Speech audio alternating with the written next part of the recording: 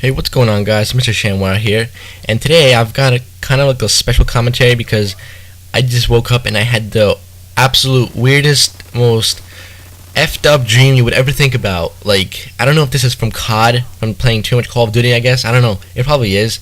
And I don't know. I'm getting kind of like nervous because I'm like scared to sleep at night.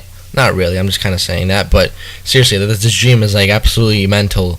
Like, it's out of the ordinary completely. Like, it's like taken from my ass. Like, not really, actually. This is actually my dream. I just woke up and I'm recording this commentary because it was so messed up. But okay, anyways, so I can't really remember how this dream exactly started, but it takes place over like 3 days. Okay, and the first day, the first 2 days are like experiences. The next day, the final day, is like, holy shit, what the hell is this kid dreaming about? Okay, but alright, the first day, I went to sleep as normal. Okay, I was sleeping in my dream. Okay, and I hear like a lot of chaos outside, but I was just like, alright, probably like maybe like a car crash or whatever. But the next morning I wake up, and there's like boxes laying on the street. I tell my mom, and I'm like, Mom, there's like boxes, like like it was like flooded with boxes. Like the street was like completely flooded with boxes. I tell my mom, and I'm like, and she's like, I go see what's in them. I go check, and in every single one of them, there's like a body part. Okay, and I get so freaked out. I like drop the box I was holding, like completely run to my house and just close the door. And then I don't know. I guess I just kind of forgot about it. I didn't call like the police or anything. I just kind of forgot about it. But whatever. It was like so disturbing. Not even funny. Then okay, the next night I go to sleep as normal again. Let's see what happens next.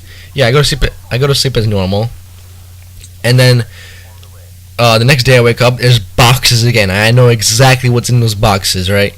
Oh, never mind. I called the sanitation department to make them clean it up.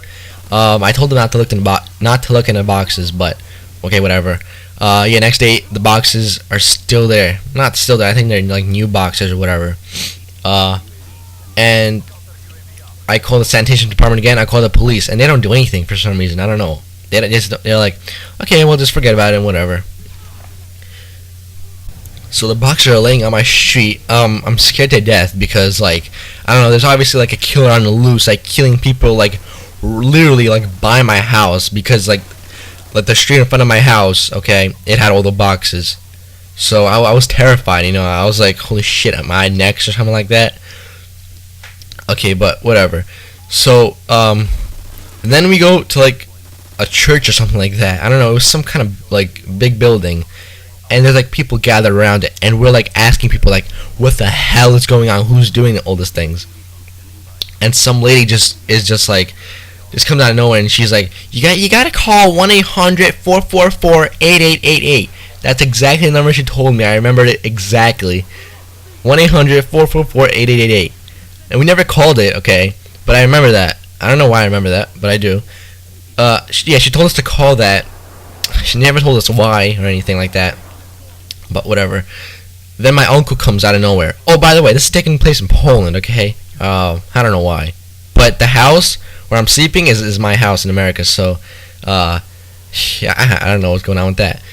Yeah, so my uncle comes, and he's like, you gotta talk to this guy I know. And they were like, what the hell are you talking about?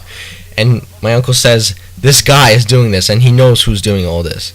And we're like, how the hell do you know this? And he's like, don't ask me questions. But whatever. So, the next day, my uncle takes, like, me, my mom, and my dad to this guy, okay? This guy's name, he told us, is Tommy J. Fitzgerald. This name sounds familiar. I think this is the name of, like, an actual murderer. I'm not positively sure.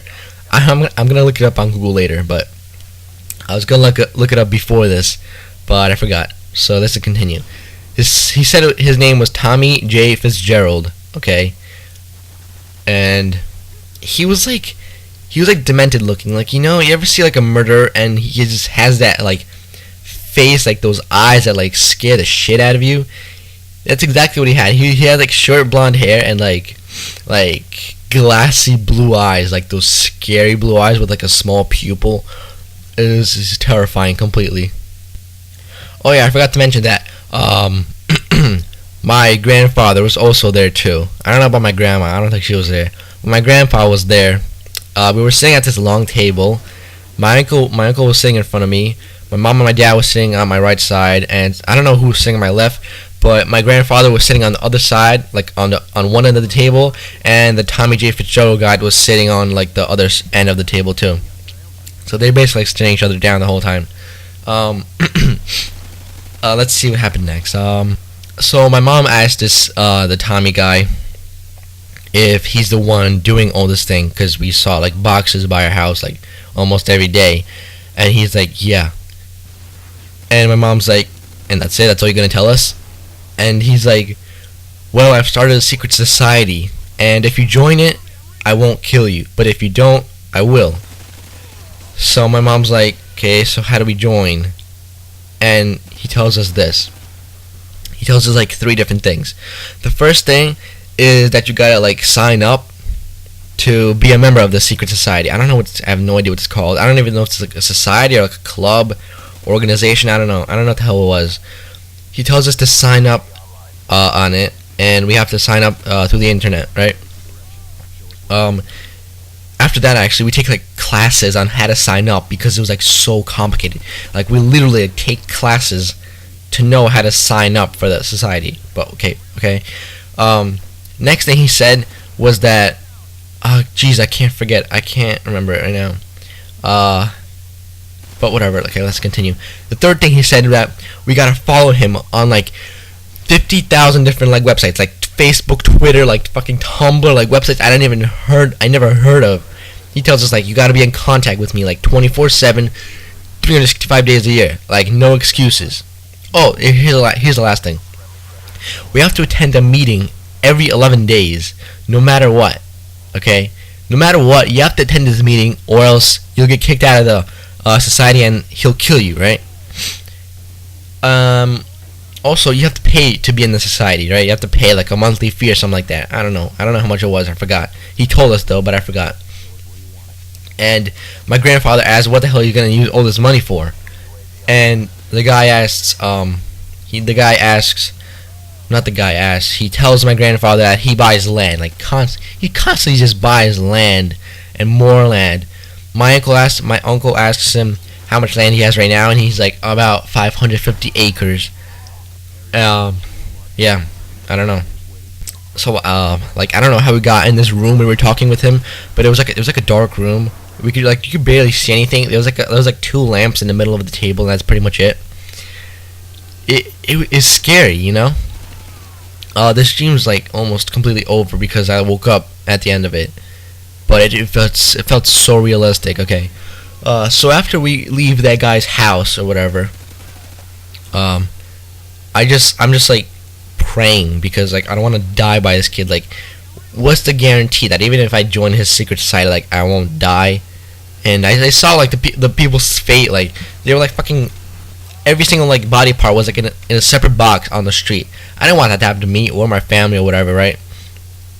So I go immediately sign up on this guy's website. I don't even think. Oh yeah, we did take the classes. It was like after we left the guy's house. So I go on sign up to the guy's like club or society or whatever. I sign up. I go to my dad, and I ask him, "Did you sign up?" And he's like, "No, fuck that bullshit," right? So I'm like, "Oh shit." I go to my mom and ask her if she signed up, and she said yeah. So I was like, "Oh my god." I was like, "Thank God," right? And the dream basically just ends here. After I ask my mom, I just go to my computer and just sit down in the chair, and that's it. I wake up right that moment, right? And I couldn't go back to sleep. I don't want to go back to sleep because I truly like I don't want to like experience that dream over again. Yeah, it was kind of a fucked up dream. I don't know what it's from. I think it's like from playing too much COD or something. I mean, I've been having like weird dreams like for like the past month or something like that. No, even more than that. Like since I've been playing COD, I've been getting so much like my dreams have been like absolutely absurd, like completely out of the ordinary.